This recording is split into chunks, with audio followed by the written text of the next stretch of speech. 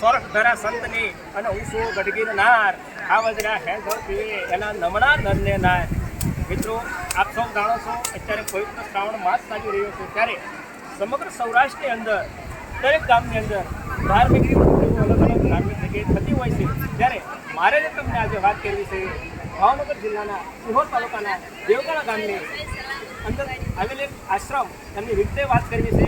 મિત્રો દેવગણા ગામની અંદર 1981ની અંદર પરમ પૂજ્ય પુરુષોત્તમદાસ બાપુ એ ગામમાં આવે અને બાપુ પોતાના હાથે આ આશ્રમની સ્થાપના કરે।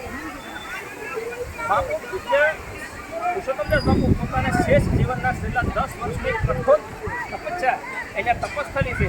1992ની અંદર પૂજ્ય બાપુ બ્રહ્મલીન થાય ત્યારથી આજ સુધી આ આશ્રમની અંદર અનેકવિધ સેવાકીય અને ધાર્મિક પ્રવૃત્તિઓ કરવામાં આવે છે, જેમ કે ગૌશાળા, કબૂતરને છણ, ઠંડા પાણીનું પરબ, અન્નક્ષેત્ર, પૂજ્ય બાપુની તિથિ, તેમજ દર વર્ષે અહીંયા સોમવારે ગોપેશ્વર મહાદેવને થાળ ધરવામાં આવે છે। મિત્રો આપ જોઈ શકો છો આશ્રમ પટાંગણની અંદર આટલી બધી વિશાળ જનમેદની દર સોમવારે આશ્રમે ગોપેશ્વર મહાદેવનો થાળનો પ્રસાદ વહેંચવામાં આવે છે।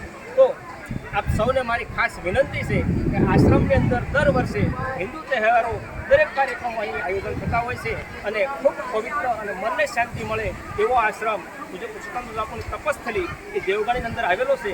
તો આપને આપણા જીવનમાં જ્યારે પણ ટાઈમ મળે ત્યારે આપ ચોક્કસ દેવગણા ગોપાલાજીનું દર્શનાર્થે પધારજો। આજે જન્માષ્ટમી અને સોમવાર બેઓ તિથિ ભેગી છે અને એના આશ્રમમાં સરસ મજાનું આજે જન્માષ્ટમી મહોત્સવનું આયોજન કરવામાં આવ્યું છે, સાથે સાથે ગોપેશ્વર મહાદેવના થાળના પ્રસાદનું પણ આયોજન કરવામાં આવ્યું છે અને ખૂબ લોકો ભાવિકો અહીંયા આવી અને પોતાની એ આસ્થા ઉપર એની શીશ નમાવે છે, દર્શન કરે છે અને મનની ધન્યતાનો અનુભવ કરે છે। તો આપણે જ્યારે પણ ટાઈમ મળે ત્યારે એક વખત ચોક્કસ આશ્રમે પધારજો।